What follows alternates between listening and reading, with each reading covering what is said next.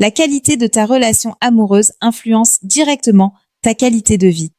En coaching, je vois beaucoup de femmes brillantes qui s'éteignent dans un mariage qui ne leur convient plus. Elles restent par peur, par pression, par espoir que ça va s'arranger. Pourtant, certaines erreurs peuvent être évitées.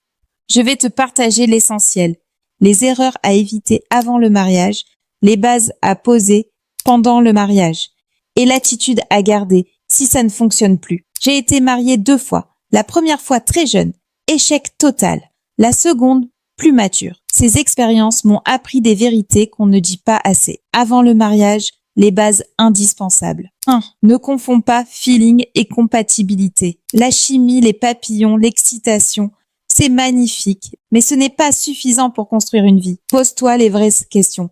Avez-vous les mêmes ambitions? Où se voit-il dans 5, 10, 20 ans? Enfant ou pas? Quelle vision de l'éducation? Quelle place pour la religion ou la spiritualité? Quel style de vie? Stabilité ou aventure? Le mariage, c'est un quotidien, pas un film romantique. Sans compatibilité profonde, la passion ne suffit pas. 2.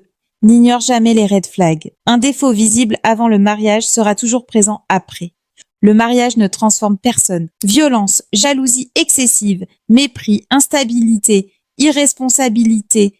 Ne te dis jamais « il changera quand on sera marié ». Un anneau n'est pas magique. Demande-toi honnêtement, est-ce que je peux vivre avec ça toute ma vie? Dans mon premier mariage, j'ai ignoré des signaux énormes. Résultat, ils se sont aggravés. 3. Parler d'argent sans tabou. L'argent est l'une des premières sources de conflit dans un couple. Avant de te marier, discute clairement. Combien chacun gagne? Comment répartir les dépenses?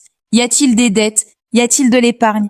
Comment réagit-il si tu gagnes plus que lui? Ne sois pas naïve. Aie toujours une sécurité financière personnelle. L'amour n'annule pas la réalité économique. 4. Peux-tu être 100% toi-même avec lui? C'est une question essentielle. Peux-tu pleurer sans peur? Exprimer ta colère? Montrer tes faiblesses? Être imparfaite? Être ambitieuse? Être différente? Si tu dois jouer un rôle pour être aimé, le mariage deviendra une prison émotionnelle. Sois honnête dès le départ. Même si ça fait peur, mieux vaut perdre un homme que te perdre toi-même. 5. Comment gère-t-il les conflits? Observe. Fuit-il les discussions? Devient-il violent? Boude-t-il? Communique-t-il calmement?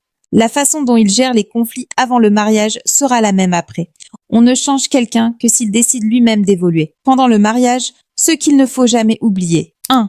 Garde ton individualité. Tu es marié, oui, mais tu restes une personne entière avec tes passions, tes amis, tes projets, ton identité.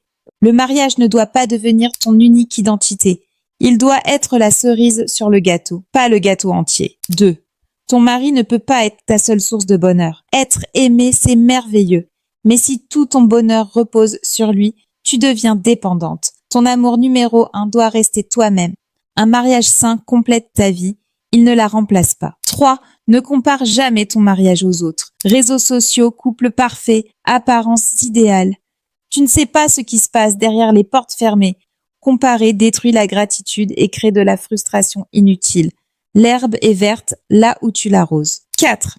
La sexualité doit rester un espace de respect. Il n'y a pas de norme universelle. La seule règle importante, ton consentement. Si tu n'as pas envie, tu as le droit de dire non. La sexualité ne doit pas être une obligation. Elle ne doit pas être une arme ni un chantage. Le respect prime toujours. 5. Avoir un regard extérieur sain. Ne donne pas le pouvoir à toute la famille, à chaque conflit, mais avoir une personne neutre, mature et bienveillante peut aider. Un mentor, un thérapeute. Le but n'est pas de trouver un allié contre ton mari. Le but est d'avoir un regard objectif. Si le mariage ne fonctionne plus, se séparer n'est pas forcément un échec. Parfois, c'est un acte de protection. On ne part pas par vengeance. On part pour préserver son bien-être. La vérité essentielle. Ne te marie pas pour remplir un vide. Ne te marie pas par pression sociale. Ne te marie pas en espérant transformer quelqu'un. Marie-toi si tu es aligné, respecté, libre d'être toi et émotionnellement en sécurité. Un mariage sain élève ta vie. Un mariage toxique l'éteint. Choisis avec lucidité et ne t'oublie jamais.